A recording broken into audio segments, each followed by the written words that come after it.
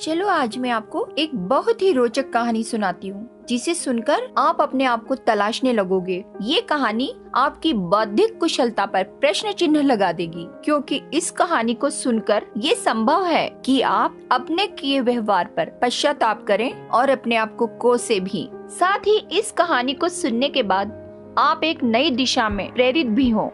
एक गांव था, बहुत ही सुदूर प्राचीन समय का, जहां शिक्षा का कोई प्रचार प्रसार नहीं था। गांव के सभी लोग एक दूसरे के साथ प्यार से रहते थे। सभी लोग एक दूसरे के दुख में दुखी और सुख में सुखी होते थे। ये सब लोग खेती बाड़ी करके बहुत ही सामान्य जीवन जी रहे थे। कुछ समय बाद उस गांव में शहर से एक व्यक्ति आया। उसने देखा कि इस गांव के लोग तो बहुत ही सीधे साधे और भोले भाले हैं। उसने सोचा कि मुझे इन गांव वालों को पढ़ाना चाहिए, और उस शहरी व्यक्ति ने उन्हें पढ़ाना शुरू किया। 2 एकम 2, 2 दूनी 4, 2 तिया 5। अब गांव वाले भोले भाले लोगों ने वैसे ही रटना शुरू कर दिया। 2 एकम 2, 2 दूनी 4, 2 तिया 5। क्योंकि वे भोले भाले थे, उन्हें उस शहरी अध्यापक पर जरा भी अविश्वास नहीं हुआ। समय बीतता चला गया। समय के साथ साथ सब गांव वाले उस अध्यापक के प्रति समर्पित हो गए और सारे गांव में उसका विशेष सत्कार किया जाने लगा।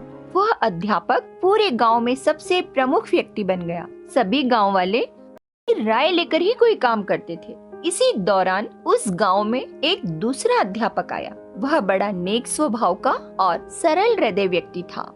जब उसने वहाँ के लोगों से ये सुना कि 2 एकम 2, 2 दूनी 4, 2 तिया 5, तो उसे बहुत आश्चर्य हुआ और दुख भी हुआ। उसने सोचा कि ये गांव वाले बड़े भोले और सीधे व्यक्ति हैं और इन्हें गलत ज्ञान प्राप्त है। जरूर इन्हें सत्य बात बतानी चाहिए, और उस व्यक्ति ने अपना फर्ज समझकर इसके लिए प्रयास किया। उसने गांव के कुछ लोगों को अपने पास बुलाया और ये बात बताई कि 2 तिया 5 नहीं, 2 तिया 6 होता है। इस पर वे लोग गुस्सा हो गए, क्योंकि वो अपने पुराने अध्यापक के बारे में कुछ भी सुनना नहीं चाहते थे।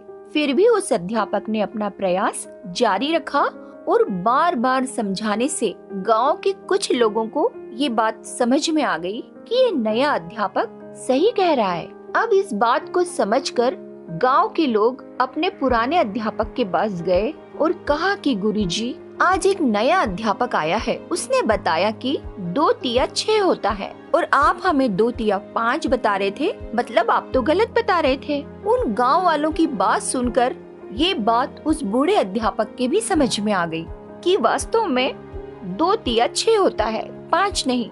अब बने क्या? सारा जीवन तो उसने गाँव वालों को यही बताया कि 2 तिया 5 होता है।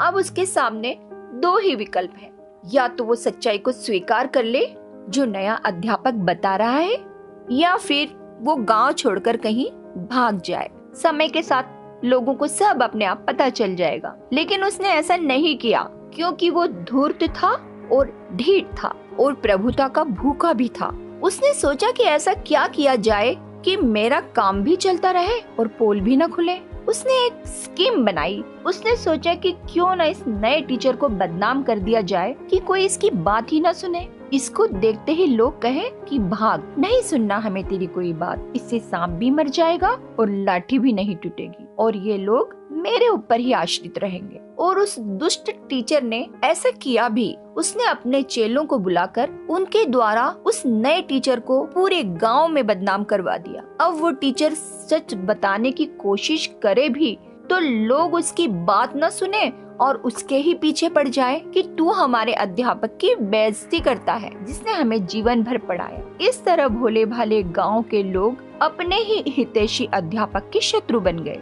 आप समझदार हैं, इशारा समझ गए होंगे।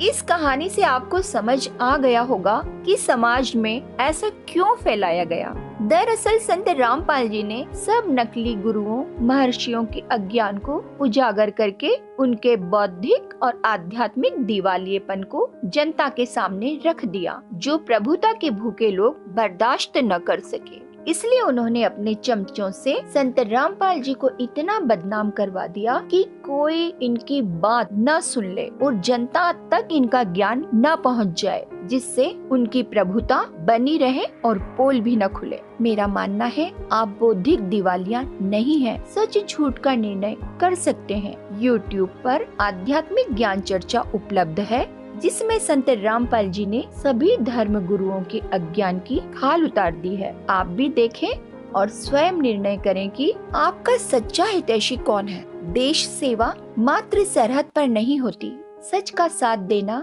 व लोगों को इसके बारे में बताना भी समाज सेवा है, राष्ट्र सेवा है और आप इसे बड़ी आसानी से कर सकते हैं वीडियो को लाइक और शेयर करके। Thank you. जय हिंद।